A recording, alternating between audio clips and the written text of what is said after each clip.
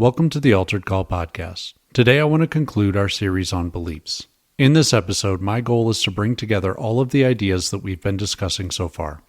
As such, if you are confused or want a more detailed explanation of an idea, please know that they were covered in far more detail elsewhere. For today's purposes, we're going to go fast. My name is Pillischafske. I believe that our beliefs matter. I believe that we must strengthen our beliefs for what lies ahead. And as always, I believe that you are uniquely created to reflect God's glory in the world. Beliefs require action. They require sacrifice. Unlike the ideas and opinions that constantly fill our heads, beliefs demand manifestation in the real world. The stronger the belief, the more that is demanded by it, the more fealty demanded as you step ever closer to the God that it serves. Christians have chosen our God with our lips. We have fully pledged our minds in pursuit of Him, but often our actions betray a loyalty or slavery to any lesser God that will have us. Unlike the God that we chose, who broke the cycle of sacrifice by offering up His Son, these lesser gods will take everything as they tempt us into pursuing a steady stream of illusions and broken promises. Give your time, attention, money, children, or anything else in pursuit of them, and they will gladly take it. Anything to take power and devotion away from the one true God. The problem is that it will never be enough. You see, beliefs are not required to be true before we begin building our convictions on them, but false beliefs belong exclusively to false and petty gods. Believing one of their lies can feel good for a time, and pursuing a lie can feel like progress, but a lie cannot support itself. It cannot stand strong against a reality set in defiance of its whims. It must be constantly supported, constantly built up such that it appears strong and enticing to the next fool that stumbles into its web. We fall into the lies because they feel good, because they tickle our ears. They offer us easy answers, or at least simple executions, the illusion of safety or a sense of superiority. But unto themselves, they eventually fall apart. Truth, on the other hand, can endure reality. It can endure the lies of false beliefs, the doubts placed on it by those that don't yet know of its power. A God based in truth has the benefit of being patient, of being stable and ever present in the lives of His many devotees. He is not threatened by the shifting social climates or the accusations of His detractors, because in the end, those that find refuge in His truths will bear fruit accordingly. Their beliefs will grow strong and reliable over time. They will convert into standards that keep the enemy from advancing against them, lenses that allow them to perceive reality with improved clarity, and faithful pursuits that allow them to progress down uniquely woven paths that end in unity. A God like this does not need easy answers or get-rich-quick schemes to entice followers to His cause. Only the slow progression of time and experience washing over those with enough sense to rightly perceive the world that He created. Not the enlightened individual that is capable of capturing God's essence in wisdom or prose, but an expectant people, unified in their pursuit of truth and willing to submit themselves ever so inconsistently to what they find. A God like this, one rooted in the truths of the world, one that paves the road of sacrifice with the blood of His Son, one that longs for all to be reconciled to Him, is deserving of our worship, is deserving of all worship. I fear that in reality, He gets very little, even by those that claim to know Him most intimately. Right now, it feels like the enemy is winning. And as a testament to that idea, I'm required to acknowledge here that when I say enemy, I am not talking about a political party. In a previous episode, I spoke about redeeming and uniting mankind in allegiance to God alone, or at the very least getting those that claim Christianity to that point. So when I say enemy, I am not speaking about a rival faction that needs to be eliminated or voted into obsolescence. Instead, I am speaking of our true enemies, the gods of this world that would pull us away and enslave us from the glory of the one true God. Now, it is common for those gods to have humans in their service, heralds calling us into the wilderness. But often those individuals are just as enslaved as they would have us be, serving a lie that cares nothing for them. Instead, I want to go to the source. I want to fight directly against the ideas, temptations, and false hopes that ensnare each and every one of us, and I want to declare war against the gods that these lies lead us towards. I have said many times in this series that worship demands sacrifice, that beliefs require sacrifice. But even the most foolish among us will not offer sacrifice unless they receive something in return. This is the greatest weakness of a lesser god. They must have something that we want. The promises that they offer us must be perceived to be real, at least long enough to secure the offering. It must be seen to be of greater value than the gift given in exchange. The offer of attention, money, safety, power, influence, control, or whatever else they might dangle before us must be something that we want. It must play to our insecurities, our weaknesses, our faithlessness in order to be enticing. We must either incorrectly value the reward, its likelihood of manifesting, or undervalue the sacrifice offered in exchange.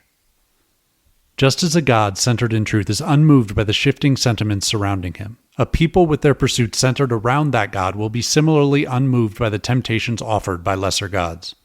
Instead of recklessly chasing more, instead of falling into every form of self-destruction and addiction, we are empowered to rest in the ever-sufficient presence of our Maker. We don't need to pursue every illusion that presents itself or test each new brand of failure that the world has to offer. By pursuing truth, we gain eyes that see through lies and temptation. As we slowly begin to see the world for what it is, as wisdom begets wisdom, we grow more firmly entrenched in truth, more firmly connected to the God that is the source of that truth. Or at least we should. Where is our fruit? I take no pleasure in saying this, but I don't see it. I see the world's fruit. I see the enemy advancing on all fronts as we all become hopelessly strangled by the infinite bindings that surround us. I see Christian communities no better off than their worldly counterparts. I see everyone enslaved to everything at all times. We can't even hold our attention long enough to have a thought, let alone to pray. I see children turning on their parents. I see our leaders being publicly disgraced with regularity. I see men retreating in hopelessness and disgust, and I see a church that no longer knows why it exists. I see their fruit. I don't see ours. And I'm sick of it. Here's how we retake some ground. Step 1. Put down your phone. Turn off the TV, put down social media, ignore the news, and take the time necessary to have an actual thought. The world wants us distracted. They want us addicted to the messages and ideas that they sell. None of it is more important than what happens in your own mind. Find time to think. Find time to pray. Find time to clear your mind of the infinite distractions.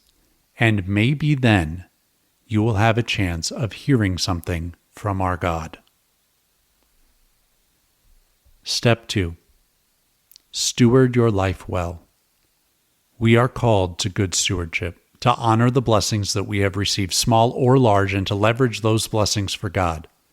This isn't about maximizing everything or working yourself to death in pursuit of more, but finding a balance that is honoring to God while still allowing you to rest in His grace. Accept your reality, both the good and the bad, and allow God to use you in any way that He sees fit. Step 3. And this one is complicated. Pursue truth with uncertainty.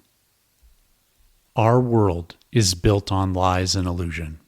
These are the tricks of lesser gods. They are not becoming of those that serve the one true God. Dishonest scales are an abomination to the Lord, but an accurate weight is His delight. Why? Because dishonest scales demonstrate a lack of faith. If God is enough, if truth is enough, then He doesn't need your help. Lies must be supported and propped up. Truth is capable of bearing its own weight. Either that truth is enough or it is not. Choose which master you intend to serve. What does pursuing truth and uncertainty look like? It looks like admitting that most of the time we simply don't know. We need to stop pretending to know things that are unclear and pretending that complex issues are straightforward. Often you will hear people complain that truth is complicated. It is not. Pretending that you know everything is complicated, and we all need to stop doing it. If you don't know the truth of something, then simply don't speak. But if you do know, either via your expertise and experience of the world or via revelation of some kind, then you are required to defend that truth to the full extent of those convictions. The world lies, and they entertain lies because their gods are comprised of nothing else. They have no greater weapon, and they are delighted when we co-sign their falsehoods from our pews. Our ignorance, our fear, our greed, our desire to belong all lead us to spit in the face of our God. No more. Speak truth. Do it with humility and grace, but never knowingly support a lie. On issues where you don't know, own it, or offer relevant wisdom towards the exploration of the idea, but the lies need to end. When confronted with falsehood, Jesus would often question it until the idea simply fell apart in his hands. Often this was done in such a way that those engaging with him were appreciative of the experience. This is a skill that we must begin to build if we are to be agents of redemption. Unworthy gods and their prophets have grown fat on the church's silence or its unwillingness to have uncomfortable conversations. No more lies from our mouths. No more silence in their presence. And no more driving people away with our weak platitudes or aggressively worded ignorance posing as truth. Step 4. Get connected with other men. If you take the other 3 steps seriously, the enemy is going to take notice of you. Spiritual warfare is easy to write off when you are ineffective, but the second that you start bearing fruit, the second that you start gaining increased degrees of freedom, the second that the enemy no longer has you locked into submission, the attacks will start. I have experienced more attacks from the enemy in the last 2 years than in any other period of my life. He knows that I am on the path. He knows that he is losing his grip over me, and he hates it. Now it helps that he is both stupid and predictable, but he is persistent, and it only takes 1 or 2 moments of weakness for him to cause incredible pain. Surround yourself with men that are on the same journey as you, and don't be alarmed when the enemy kicks down your door. In fact, I would view the first spiritual attack as a compliment, confirmation that your faith has entered a radical new territory, confirmation that the enemy now sees you as a threat, confirmation that fruit is on its way. Whether you win or lose that first battle often doesn't matter, but know that more will come and that a brotherhood stands stronger than any individual against it. Find men that will support you as you go to war, and do your best to return the favor. Step 5. Never settle again.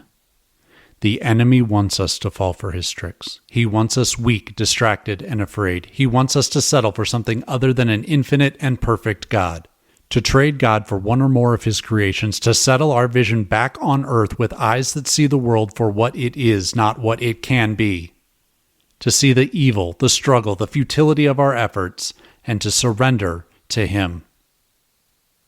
But we are called to be transformed in God's image. We are called to look ever to the heavens, to stare into the eyes of our loving Father long enough that we are able to see the world as he sees it, to see a world brimming with hope, a world that can be saved from itself, a world where God wins. Whatever the world is, whatever it will become, is only because God has allowed it to be so. For whatever reason and to whatever end, he has declared it to be good. He has declared us to be good, not in our own right or via our own means, but because he has allowed it to be so. He himself has provided the necessary sacrifice such that we can be with him. While other gods take everything that we have, leading us to pitiful ends, our God sees us as fertile ground, something to be tended, to be improved, to be redeemed. And if we are faithful in that co-creation, we can become something capable of bearing fruit that brings glory to him. Thank you so much for listening to this episode of the Altered Call podcast. Feel free to like and subscribe if you're finding value exploring these ideas. You can reach me by email using alex@alteredcall.com, or you can visit the website for additional information.